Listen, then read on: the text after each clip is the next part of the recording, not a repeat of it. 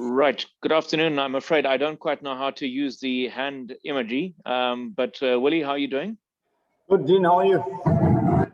I'm well, thank you. I'm very, very well, thank you. Right. So on the eve of the Test match, obviously huge amounts of excitement, and rightly so. Very historical to be playing Afghanistan in a Test match. I guess the picking of the team is such an interesting conundrum.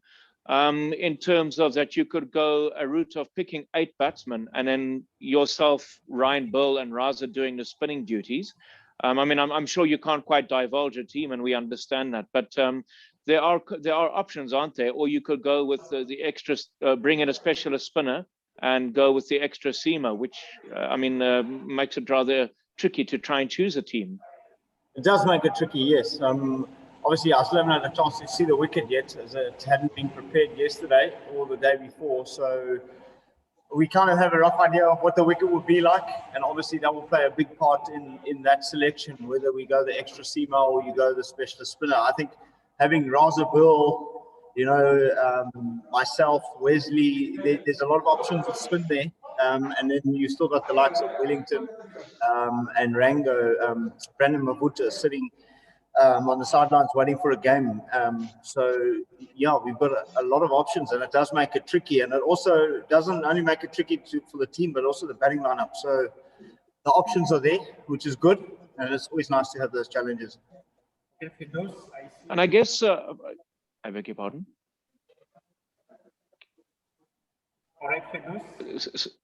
Sorry, may I continue?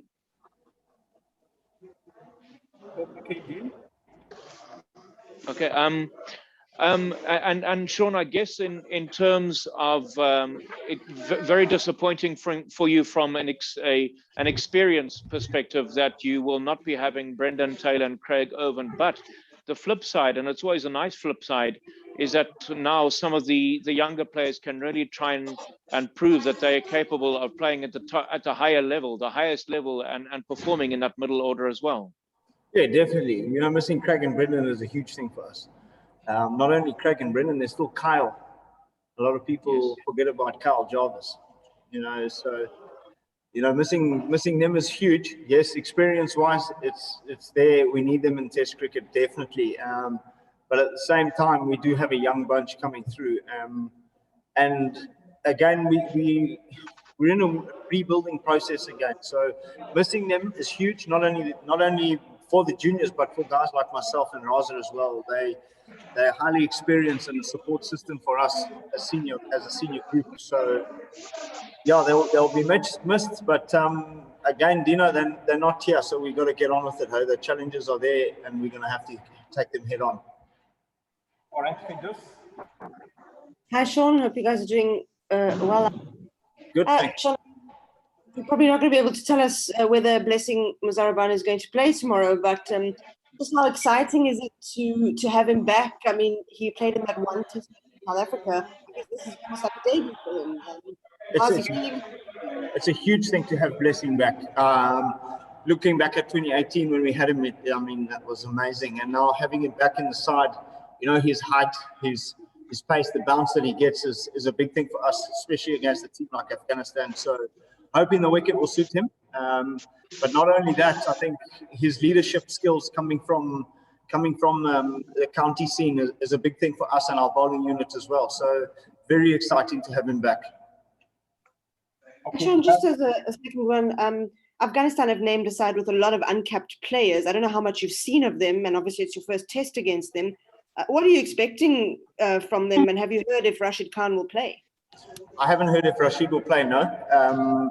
But yes, I have seen their side. There is a lot of new players in their side, but just looking at the way they play, and we're obviously going to try and play against that. So we have our tactics, our game plans. And again, pitch-wise, will tell us exactly how to go about that. But obviously, pace against them is a big thing. So, and hoping that our bowlers do get that opportunity to have a crack at them.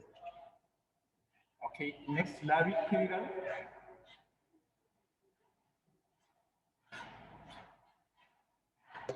Hi there, Sean. So I was on mute.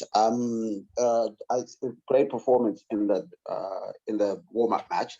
How important was it for the team to get that sort of total that is going to the 500s first of all, and also getting someone from like Kevin getting a big 100?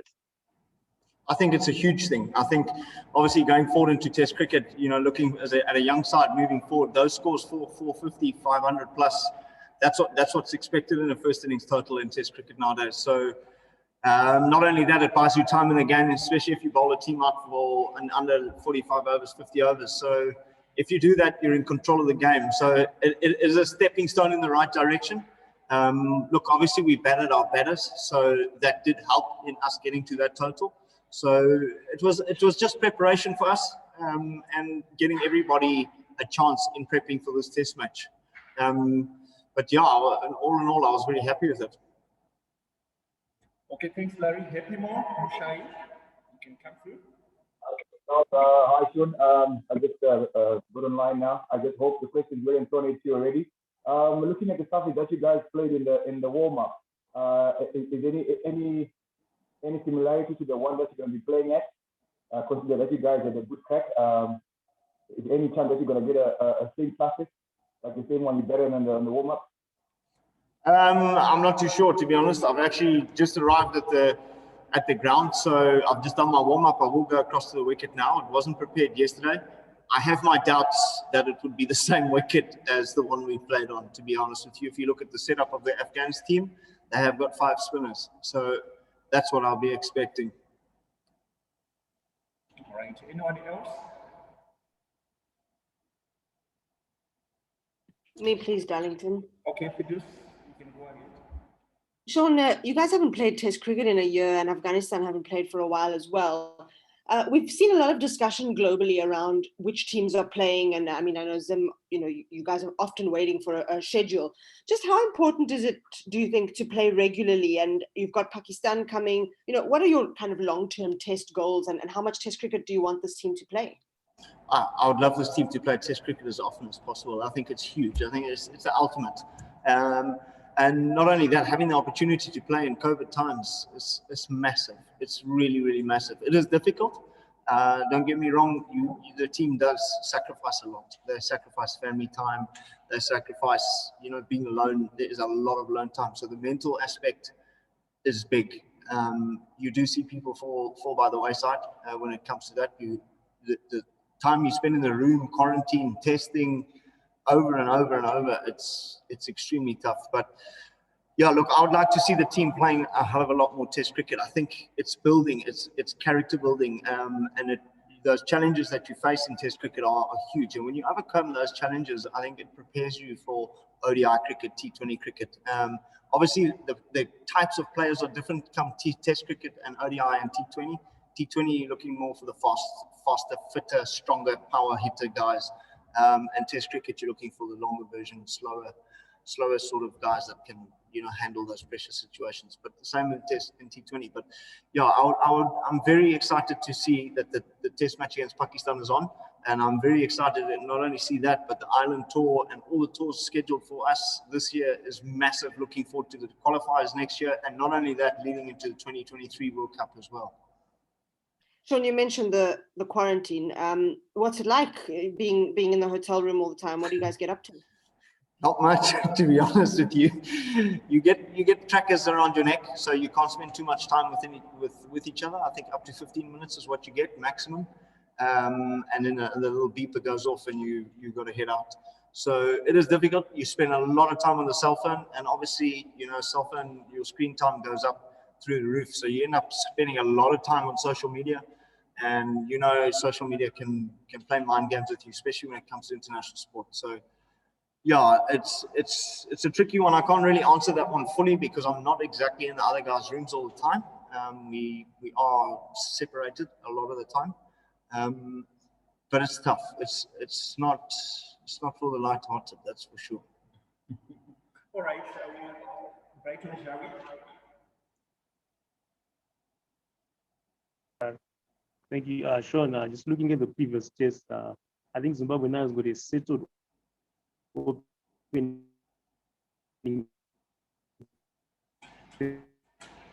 May you please come again, Brighton? We can hardly hear you.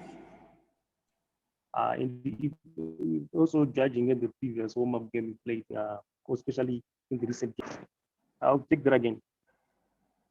I was saying, looking at the previous test, I think now we've got a settled open partnership in chess, but that is an area of concern in previous games. And looking at the warm-up game, Kasuza went and scored 100. How is that help the team? And how critical is it, especially missing BT and Craig in this tour? I think it's huge. Obviously, we've been looking for opening pair for a while now. We used to have Hammy there, but Hammy used to have partners come and go.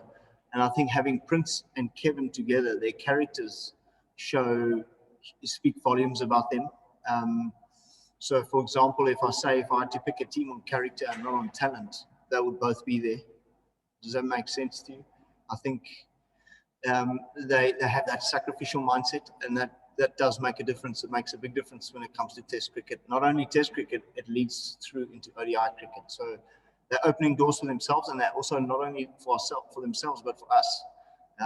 Once that area is sorted out, we won't be so reliant on our middle order as you've seen in the past, as you saw in Pakistan, and going forward from now. So I am extremely happy to have them, and I value them massively. And I'm pretty sure the other players, I actually know they value them huge. The workload that they do, the work ethics that they have is big, and that's something that's really important. And obviously, Craig and Brendan, if we bring them back into the fold, all of this changes. But again, like I say, if I have to pick a team on character and not on talent, it becomes extremely tough. Okay, Mr. Teach, you can come through.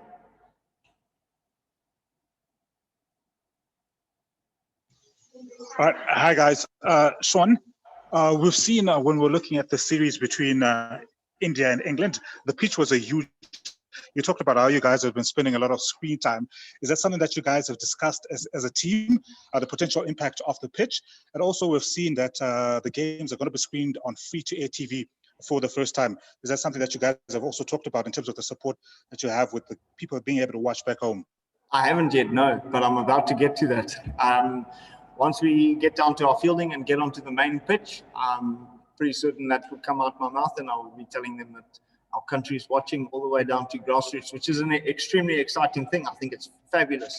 I think it might be the first time in 10 years plus, maybe, since we've had the games, our cricket matches streamed live on ZBC and that. So it's an extremely huge thing for us, and it gives us purpose. And that's, like I say, it's big. The pitch is obviously, we've discussed the pitch, we always do. It's something that's very basic, and we practice accordingly. All right, Larry, I see your hand is up again. Okay, guys. One last question. I know the obvious objective is winning the series, but what other objectives are you trying to achieve in this particular series, at least with the first match against Afghanistan? I want to win. I just want to win. It's that simple. Obviously, having team goals hour by hour, like we had in the Sri Lanka Test match, and face each challenge as it comes along, head on, is key. And making decisions collectively as a group, and going forward as a group. There's always going to be a guy that struggles, and someone else is going to have to step up and carry him along. And like I said, collectively, decisions will be made, and we move forward like that. I think that is something big that I'm looking into now for us, in order for us to win games. It is something that has to happen, and yeah, that's one of the things I'll be looking at. All right, ladies and gentlemen, I will take the last question.